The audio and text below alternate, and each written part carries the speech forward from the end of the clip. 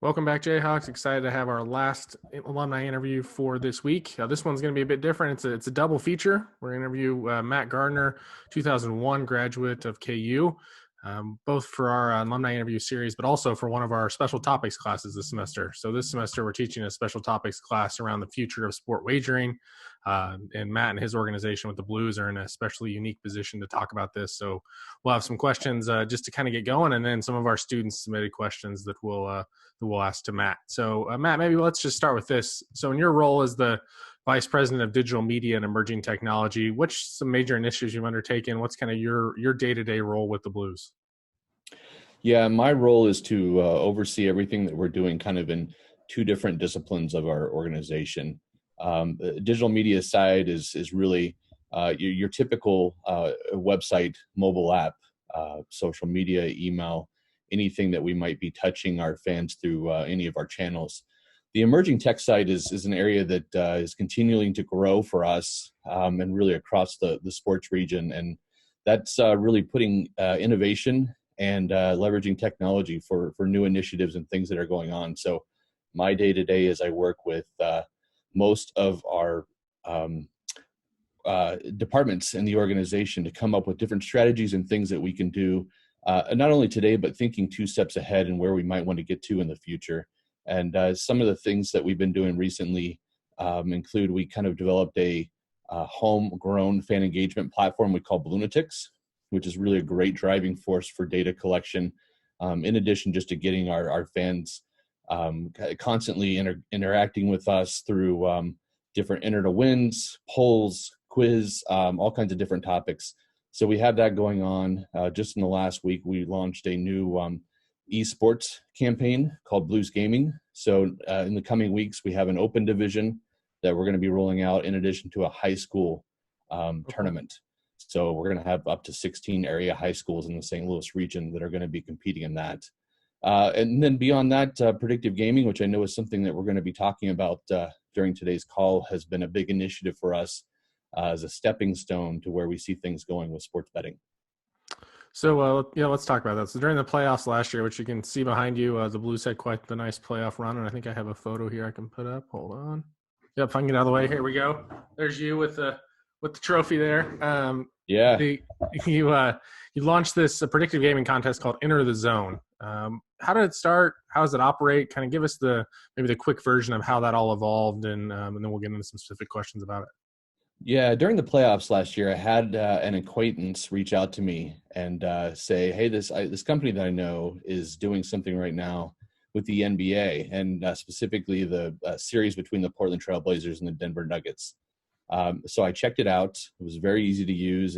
You went on before the game, you answered some questions about what you thought might happen, and then at halftime you went back and answered some more questions. And we were right in the middle of our second round series with Dallas at the time. And I loved the engagement. I sat there and watched the Trailblazers Nuggets in that game and followed along and really enjoyed it. And so I told this company, we advanced the next round. Let's move forward. Let's go ahead and do this. So that series went 7 games. The dramatic double overtime winner against the Stars. And then we had only 3 days before our Western Conference Finals series with San Jose started.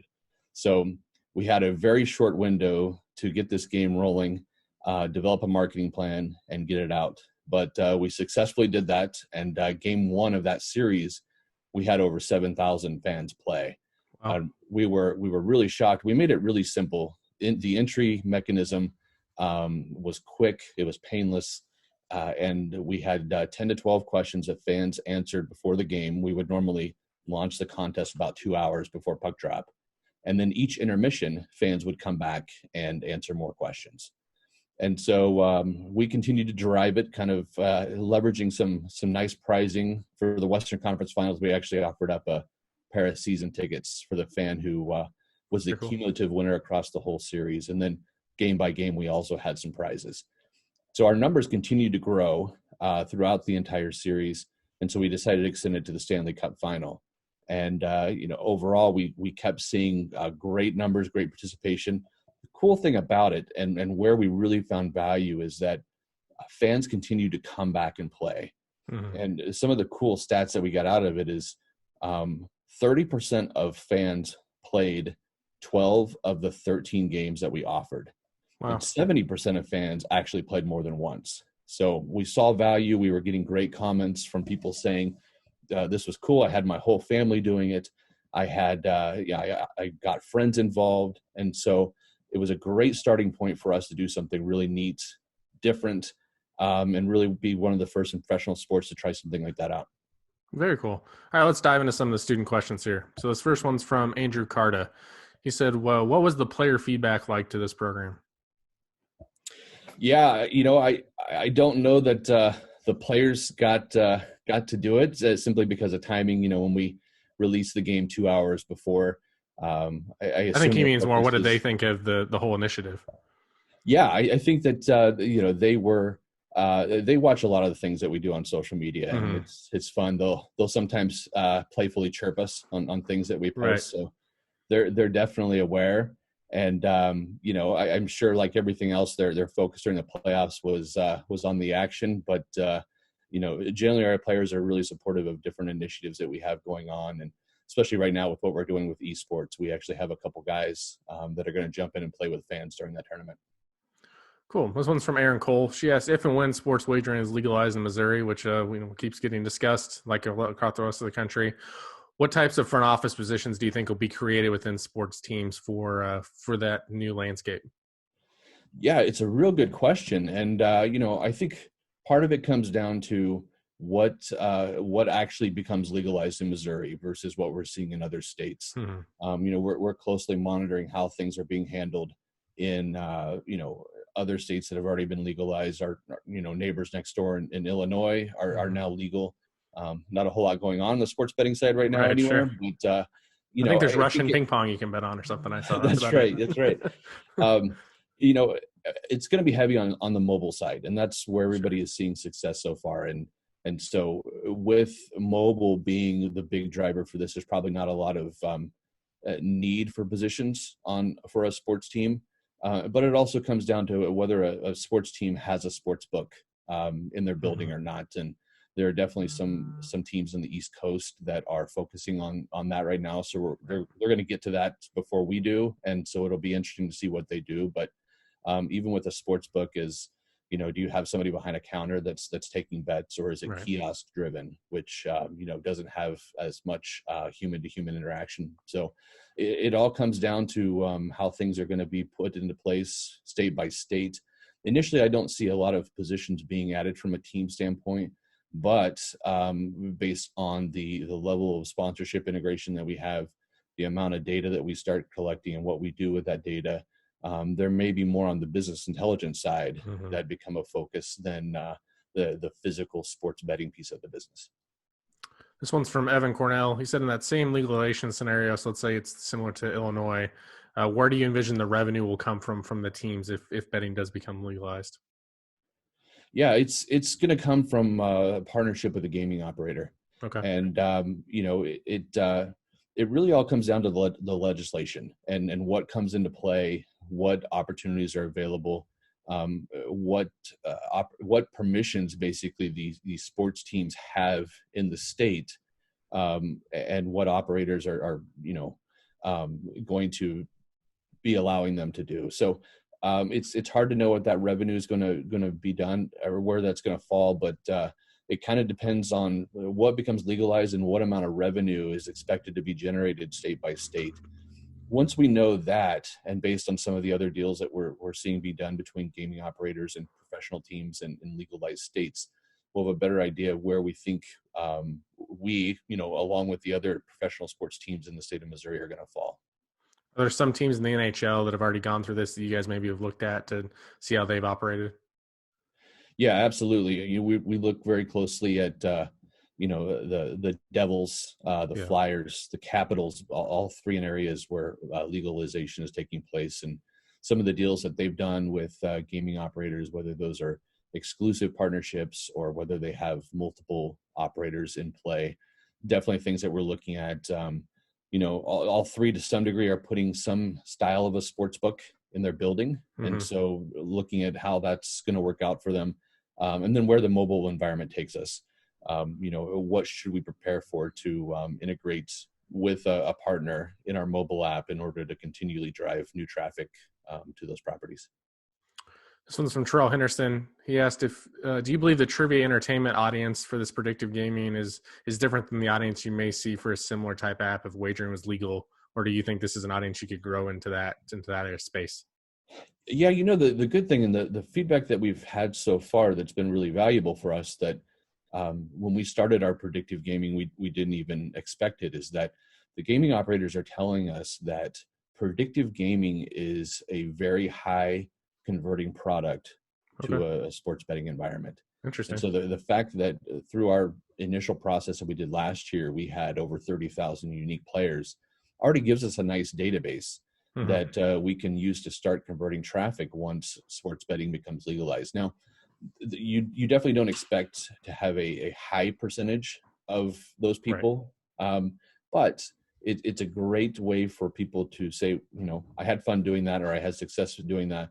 Let's start something on the legalized sports betting side. From this one's from Isaac Henderson.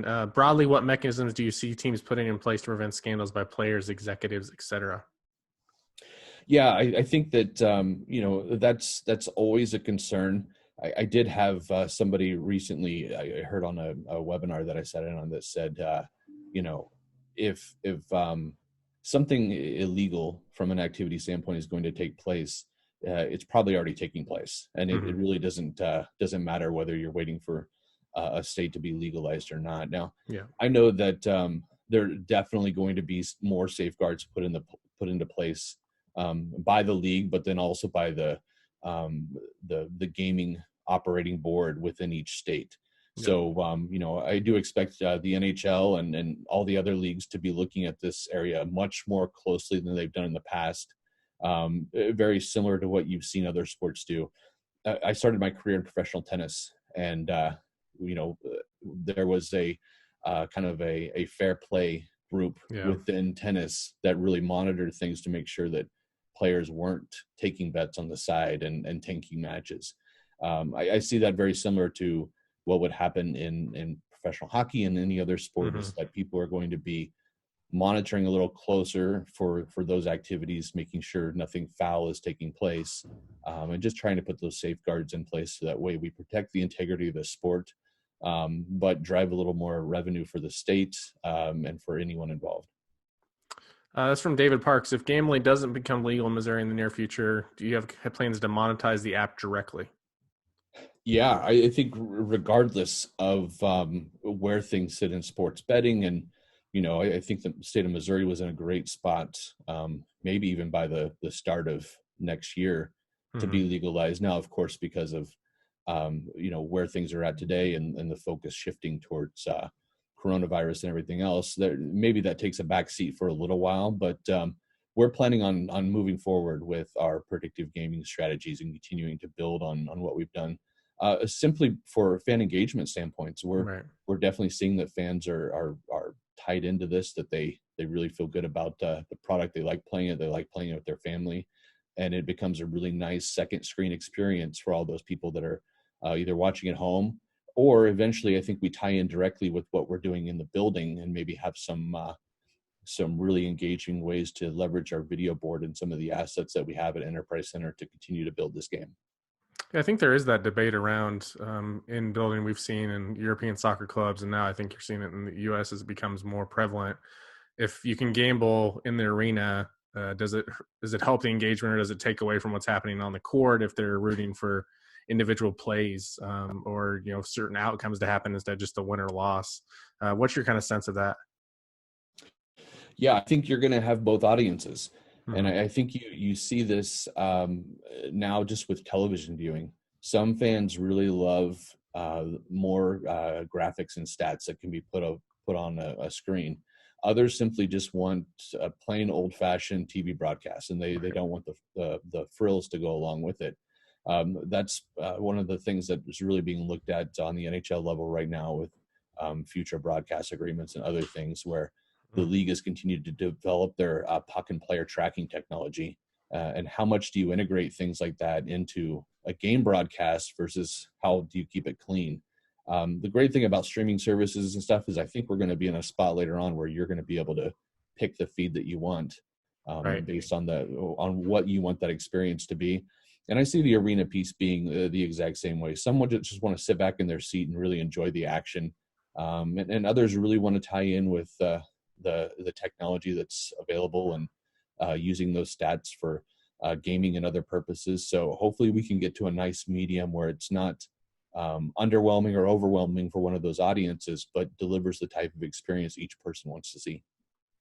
And kind of into the same lines, Dylan Rule asked about the article briefly mentioning connectivity issues potentially coming into play, especially if real money, quote unquote, is at stake.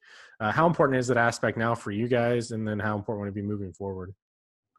No, it definitely is. And even beyond the predictive gaming sports betting side, I think we're all so much more reliant on technology as part of what we do day to day.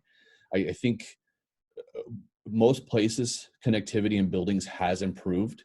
You have a combination very similar to what we have at Enterprise Center, where we have Wi-Fi, but we also have a distributed antenna system where we have the Verizons and AT&Ts and Sprints and others, directly have antennas in our building to provide a better connection.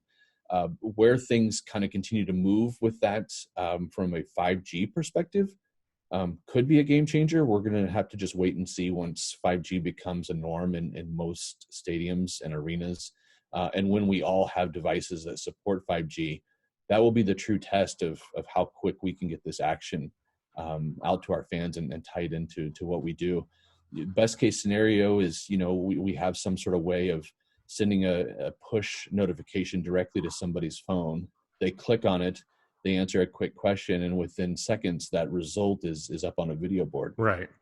That's going to be the real test. So when we get to that point, we can see how fast those types of experiences can be delivered, especially when you do have betting on the line. You're right that speed to service is going to be crucial when it comes to that sort of thing. And so you're going to have the infrastructure in each one of your buildings to make sure you can support it. Last one here. Sorry, my puppy has decided she's going to eat her breakfast behind her lunch, I guess, behind us is last awesome. But what metrics or feedback did you all have on the app? You talked a little bit about them, but moving forward and how they directly could impact revenues with this engagement, both in the arena and outside of it.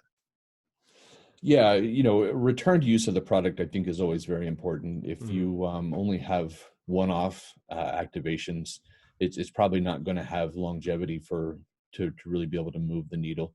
The fact that we did see such a high increase of fans coming back and playing the game, I think is very strong for us. Now, the big thing that we'll eventually get to, and we didn't do it this season, is using a predictive gaming element like this during the regular season. Right.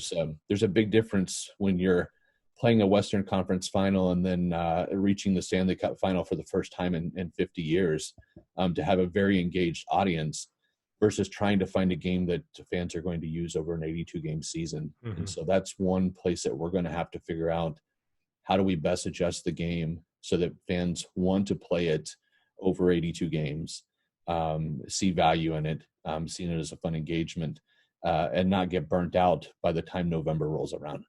Sure. Thanks, Matt. This is a lot of fun, really informative. We really appreciate it. Stay safe, stay healthy, and rock chalk. Thanks. Appreciate you having me. Rock chalk.